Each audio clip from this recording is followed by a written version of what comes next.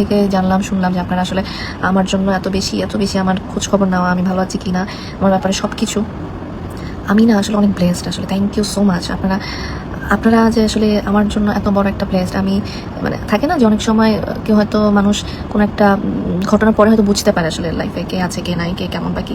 আমিও আসলে বুঝতে পেরেছি আসলে আপনারা আমার জন্য আসলে ভারতে চিকিৎসাহীন অবস্থায় দুনিয়ার মায়া ত্যাগ করলেন তানিয়া বৃষ্টি, এমনটাই কিন্তু গুঞ্জন শোনা যাচ্ছে সোশ্যাল মিডিয়াতে। কিছুদিন আগে তানিয়া বৃষ্টির শোনা গিয়েছিল ব্রেন টিউমার হয়েছে, আর সেখানে অপারেশনও কিন্তু করেছে ঢাকা মেডিকেল। আর সেখান থেকে সুস্থ হয়ে লাইভে এসে সবটা শেয়ার করলেন তার প্রাণপ্রিয় বন্ধুদের সাথে।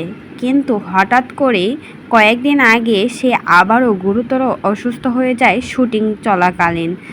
তারপর ভারতে গিয়েছিল চিকিৎসা করতে, আর সেখানেই নাকি দুনিয়ার মায়া ছেড়ে চলে গেলেন তানিয়া বৃষ্টি। এমনই কথা শোনা যাচ্ছে সোশ্যাল মিডিয়াতে। তবে কতটুকু এই কথাটা সত্যি আর কতটুকু মিথ্যা সেটা কিন্তু এখন পর্যন্ত বলা যাচ্ছে না। তবে গুরুতর অসুস্থতায় ভুগছে তানিয়া বৃষ্টি।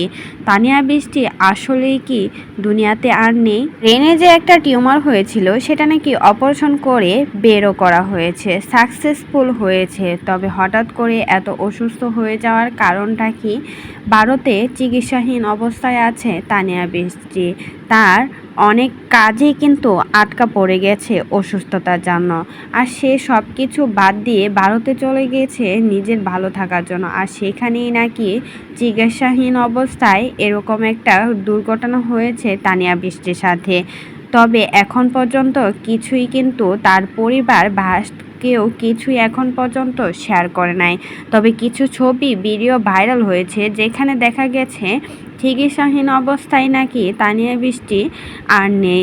আর সেই ক্যাপশনগুলো ধরেই কিন্তু সবাই ধরে নিচ্ছে তানিয়া বৃষ্টি নাকি আর নেই। বাঙালি কিন্তু অনেক কিছুই পারে, জলজান্ত একটা মানুষকেও কিন্তু দুনিয়া ছাড়ার বাধ্য করে।